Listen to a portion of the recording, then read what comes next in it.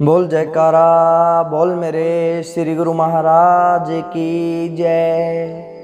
श्री नंगली निवासी भगवान की जय। सतगुरु प्रेमियों, संत महापुरुष कहते हैं कि आलस हमारे जीवन का, इस जीव आत्मा का सबसे बड़ा शत्रु है। हम कोई भी मालिक के प्रति कार्य करते हैं, उस मालिक का भजन करते हैं, यह आलस ही हमें करने नहीं देता। नींद और आलस्य, इन दोनों के कारण ही इस जीव का पतन हो जाता है। हम दुनिया के धंधों में दिन रात मन लगाकर कार्य करने की कोशिश करते हैं। हम माया के हर कार्य को करते हैं, किंतु जब बात उस मालिक के भजन सुमिरन की आती है, यह आलस्य हमें करने नहीं देता।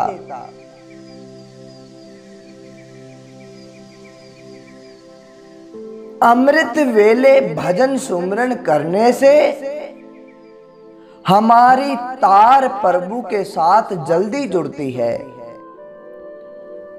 किंतु इस जीव को नींद और आलस्य ने ऐसा घेरा है कि वह अमृत वेला हमारा नींद में चला जाता है।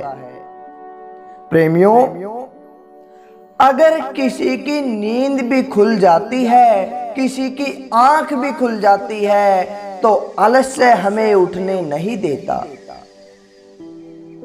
यह आलस्य हमें प्रभु से दूर ले जाता है। कहते हैं कि एक बार की बात है कि एक महात्मा अपने शिष्य के साथ एक गांव से गुजर रहे थे। चलते चलते दोनों को बहुत ज्यादा भूख लगती है और उस गांव के एक घर में चले जाते हैं। उस घर का दरवाजा खटखटाया तो अंदर से फटे पुराने कपड़े पहने हुए एक गरीब आदमी निकल कर आता है। प्रेमियों, महात्मा उससे कहते हैं कि हमें बहुत भूख लगी है, कुछ खाने को मिल सकता है क्या? उस आदमी ने उस महात्मा और उसके शिष्य उन दोनों को खाना खिलाया, उनका अच्छी तरह से स्वागत किया। प्रेमियों, खाना खाने के बाद वे महात्मा उनसे कहने लग जाते हैं, उनसे पूछने लग जाते हैं कि तुम्हारी जमीन बहुत उपजाऊ लग रही है, लेकिन फसलों को देखकर लगता है कि तुम खेत पर ज्यादा ध्यान नहीं देते। तुम खेती को ध्यान से नहीं करते, तो बताओ तुम्हारा गुजारा कैसे होता है, तुम्हारा घर का खर्च कैसे चलता है? प्रेमियों, उस आदमी ने उत्तर दिया कि हमारे पास एक भैंस है जो काफी दूध देती है, उससे मेरा गुजारा हो जाता है। उसके कारण ही घर का खर्च चलता है, मुझे खेती पर ध्यान देने की जरूरत ही नहीं पड़ती। अब वे महात्मा समझ गए। अब रात भी हो चुकी थी, इसलिए महात्मा अपने शिष्य के साथ उस घर में ही रुक गए। अब अमृत वेले का समय था। महात्मा उठ गए, अपने शिष्य को भी उठा लिया और कहने लगे कि हमें अभी यहाँ से चलना होगा, इस घर से निकलना होगा और साथ में इसकी भैंस भी हमारे साथ चलेगी। उस भैंस को भी हम अपने साथ ले चलेंगे। अब शिष्य को अपने गुरु की बात अच्छी नहीं लगी,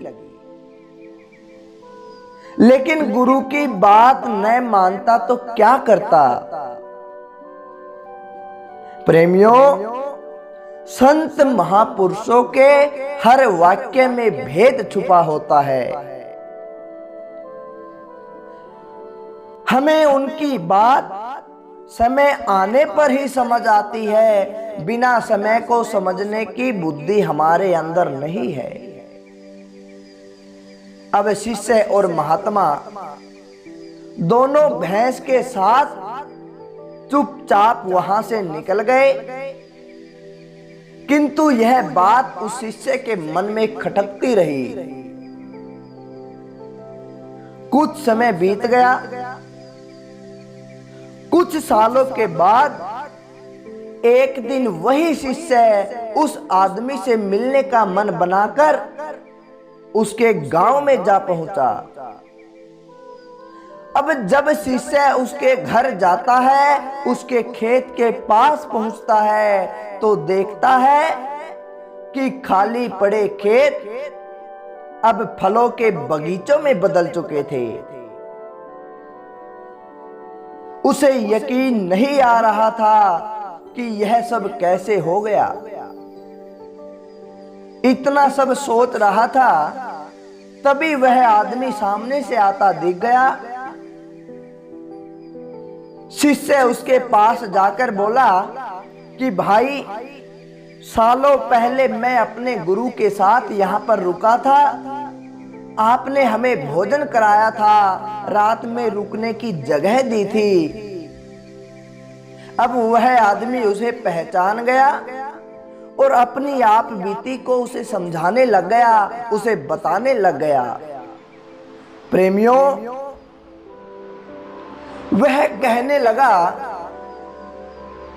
कि भाई, सालों पहले आप जिस दिन यहां से गए थे, उस दिन मेरी भैंस भी खो गई थी।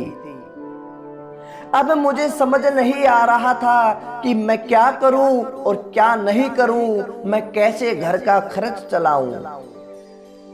फिर मैंने जंगल से लकड़ियां काटकर उन्हें बाजार में बेचने शुरू करने लगा।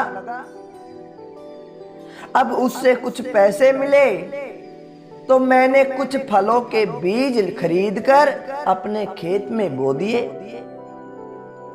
उस साल भी फसल अच्छी हो गई।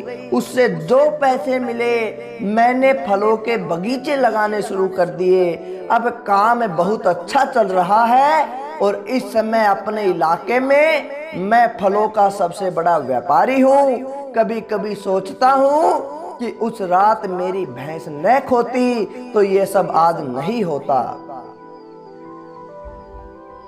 प्रेमियों, अब शिष्य को गुरु की बात समझ में आने लग गई। उसने पूछा कि यह काम आप पहले भी तो कर सकते थे। तब वह व्यक्ति कहने लगा, उस समय मेरी जिंदगी बिना मेहनत के चल रही थी, मुझे कभी लगा ही नहीं कि मैं इतना कुछ कर सकता हूं। तो प्रेमियों, हम सबके साथ भी यही हो रहा है। जब तक हमारे जीवन में आलस्य रूपी भैंस को सतगुरु नहीं ले जाएंगे, निंद्रा रूपी भैंस को नहीं ले जाएंगे, तब तक हम मालिक का भजन सुमिरन कर नहीं सकते। जब तक हम अपनी मेहनत से उस सतनाम बीज को अपने अंदर बोकर उसका बगीचा नहीं लगाएंगे, तब तक हमें फल प्राप्त नहीं होंगे। तो प्रेमियों, जितना हो सके ज्यादा से ज्यादा भजन सुमिरन करें। आलस्य केवल इस जीव को 84 लाख योनियों के भटकाने का कारण है। इसी कारण हम भजन नहीं कर पाते। हम दुनिया के काम इतनी शिद्दत से करते हैं, किंतु भजन सुमिरन की बात आए तो कल परसों पे टाल देते हैं। अब संत महापुरुष कहते हैं, काल करे सो आज कर, आज करे सो अब, पल में प्रलय होएगी, बहुरी करेगा कब। अब हम भजन सुमिरन को कल पर टाल रहे हैं, अब कल होगा या नहीं इसका किसको पता है। जो समय आपके हाथ में है उसका अच्छी तरह से प्रयोग करें। मालिक का सुमिरन हमेशा करते रहें, वो कल पर मत टालें। दुनिया के धंधे हमें परलोक में काम नहीं देंगे। यह कमाई हमें परलोक में काम नहीं देगी। परलोक की कमाई केवल भजन सुमिरन है, उस मालिक का ध्यान है, वही चलकर हमें आगे काम देती है। तो प्रेमियों, कैसा लगा आपको आज का यह सत्संग? अच्छा लगा तो ज्यादा से ज्यादा लाइक करें, शेयर करें और कमेंट करके हमें जरूर बताएं। बोल जयकारा, बोल मेरे श्री गुरु महाराज की जय, श्री नंगली निवासी भगवान की जय।